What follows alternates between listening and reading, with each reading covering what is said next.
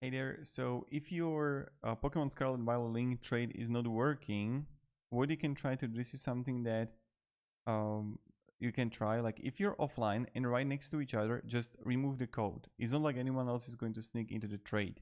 So this is something that you can do, that even some people report that's what I do and had never had any issues. So try to just like remove the code and maybe it's going to fix it.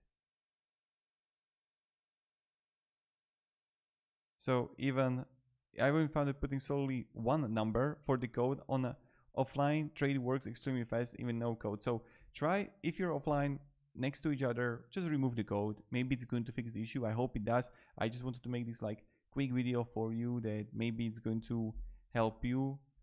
And yeah, thank you very much for watching and have a great day and goodbye. I like so much making these videos and it's so much fun.